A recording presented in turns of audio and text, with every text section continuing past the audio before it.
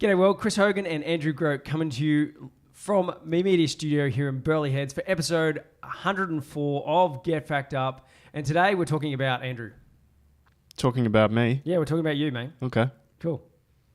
What are we talking about, mate? We're talking about Google My Business, which is kind of coming off the back of some interesting news that we've found out recently. They're shutting down Google+. Yes. How did we not hear about that?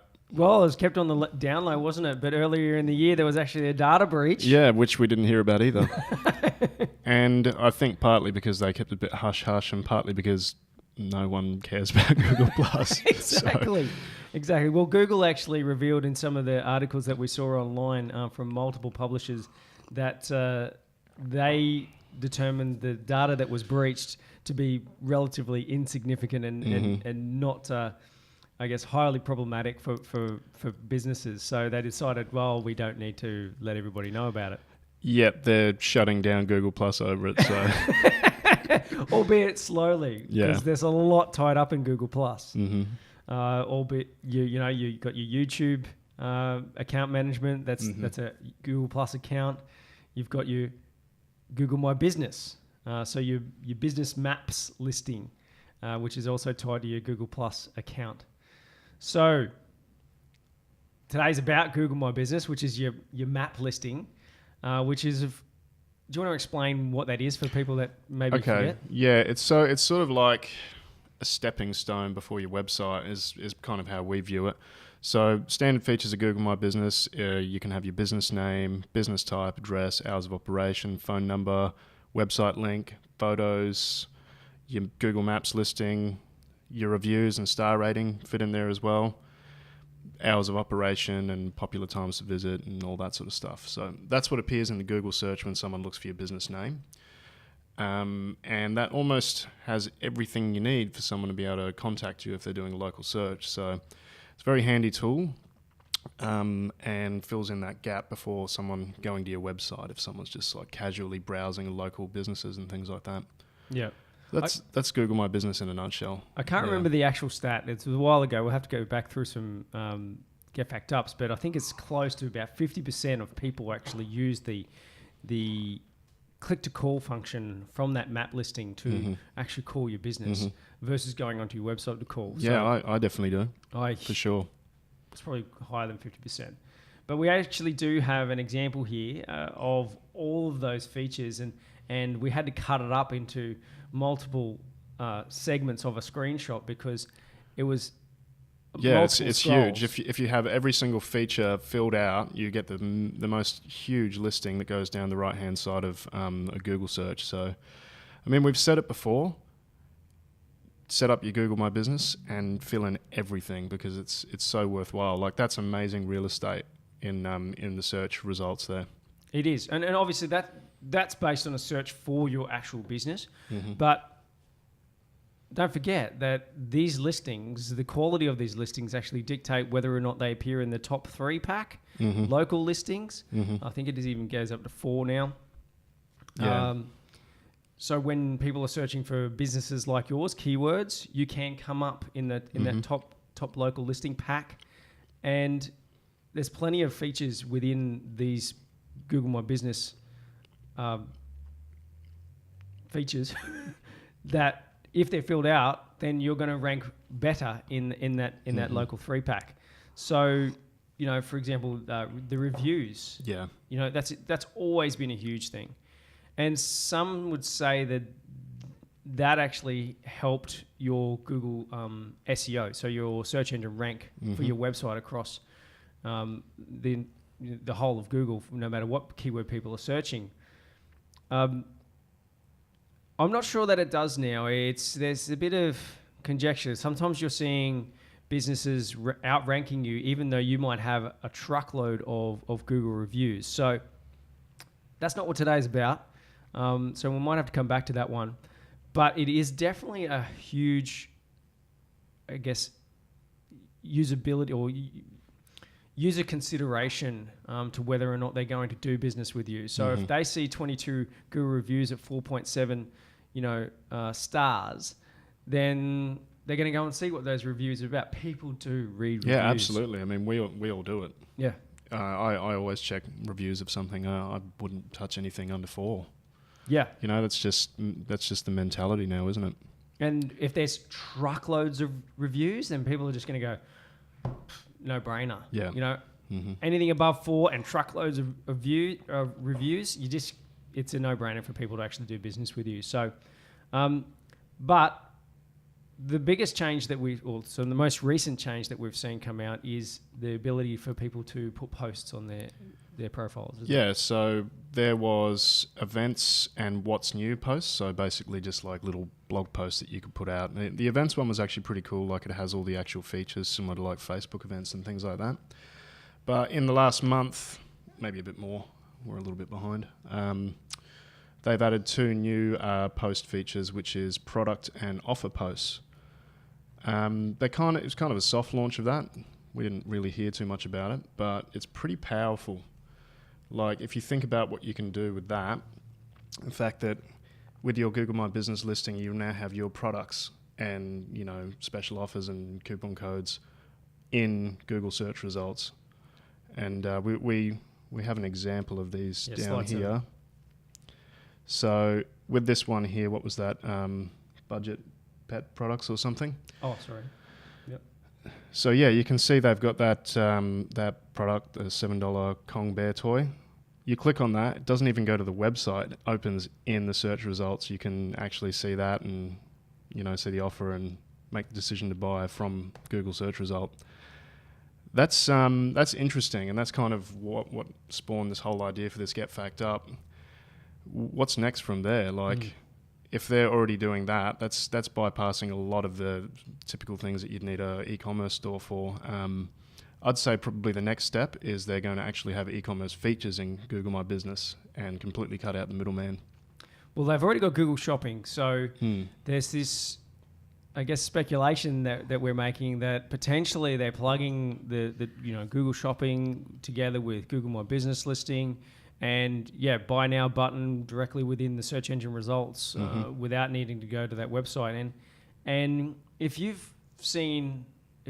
can see a truckload of positive reviews for that business, you can see the product that you're specifically after. You've compared it within the search engine results to other businesses selling the same product. The shipping details are displayed, and maybe even the refunds policy is easy to access. Then what else do you need to know? When am I going to get it? Well, free shipping, maybe it's overnight. Click buy, boom, don't even go onto the website. Yeah.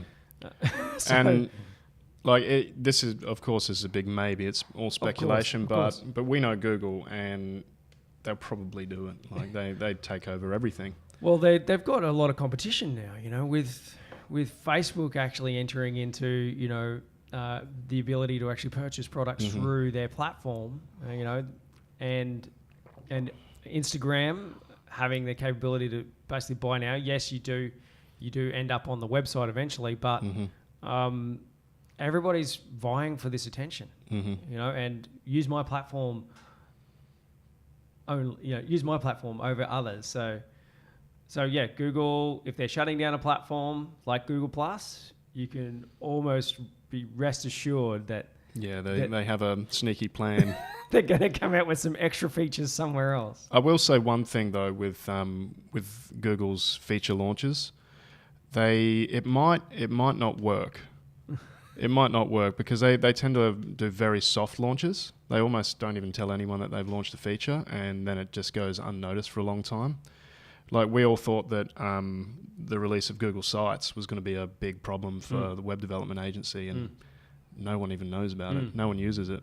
It's not that bad. Like it sort of competes quite well with Wix, but they didn't even tell anyone when they launched it, really. So they're very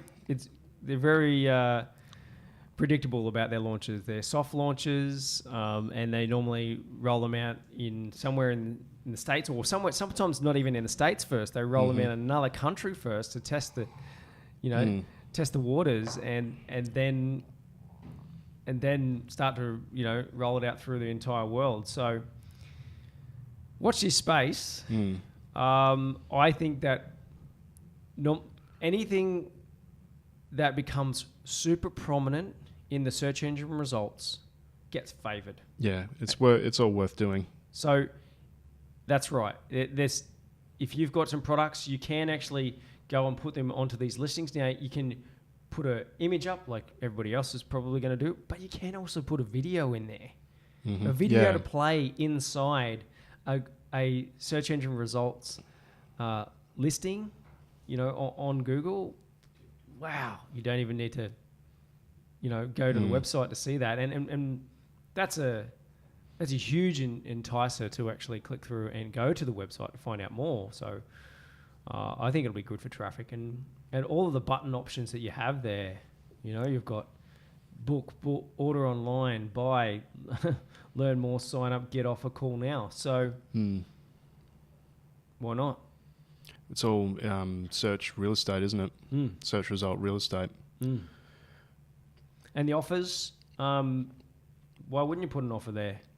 If you're trying to cut through and you've got, you're in a competitive space, this is a great way for you to maybe get active on your Google My Business listing. They're also really trying to promote people uploading more photos, constantly updating their photos. So they want this to be, I guess, almost like a micro-blogging platform where you go on and do updates, even though it's not going to broadcast to anybody, but people will discover it as they search keywords that are related to your business or your business name. Mm-hmm.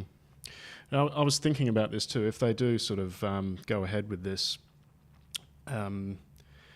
everyone's going to be on even playing field. So how does someone get above the competition? I think that's probably where AdWords is going to come into play. AdWords and Google My Business, I think, are going to be a lot more heavily integrated in the future. Think about that. Absolutely. Think about the way Facebook does it with the boost button. Don't hit the boost button. with their boost button and the way they push that, so people can sort of fight for attention. I think they'll probably do something similar with Google My Business. Absolutely, that's what I was sort of alluding to before. So anything that Google does, as soon as they put it super prominent in the listing, so if they bring it in line with their top 3 or 4 ads that are appearing at the top of the page, and it pulls in some of your products as extensions, boom, then everybody's going to jump on it. And you know what? It'll happen overnight too. They'll all of a sudden just turn that on. And sometimes they don't leave these things on for long. Sometimes these features are almost swamped with attention. Yeah. But it could be a month, 2, 3, and you could all of a sudden get a truckload of attention and even sales through a feature that you were first to use on a Google My Business listing that they are testing out on Google Ads. And it's early adoption mentality on Google is really powerful. Like I remember all the what were they called, the rich snippets. Everyone was going crazy about rich snippets on the website, so it could make your Google search results look different. Like, remember the logo? You could have your logo in there and all that stuff. And then they pretty much just canned it all. Well, Google Shopping used to be free. You used to be able to upload all of your products for free. So many people didn't do that. Yeah. But everybody that did, just light years ahead. So I think that's probably enough for you to be dangerous. And one thing to remember is actually getting access to your Google My Business listing is really important. Make sure you've got that control panel access. And you can see some, statistics around how many people are viewing it, searches that you've appeared in and actions that people have taken. So, and if you're monitoring that email that's used for that listing, you actually get those in your inbox. So it's pretty easy. You don't even have to come back and log in. You get notified about the reviews as well, which is super important. Make sure you're monitoring those reviews. And the Google address is google.com/business. That's how you log into Google My Business. And sometimes because of the change of names that they've done on this particular feature within the Google suite of services, it's hard to remember how to access that. So that's just a reminder for everybody as well. Thanks very much for watching Get Fact Up. Here on Me Media's website, we put all of the episodes. So that's memedia.com.au. You can also subscribe on YouTube. Please go and do that. Search for Me Media. And otherwise, we release them across Facebook and LinkedIn. Cheers, Andrew. Thank you.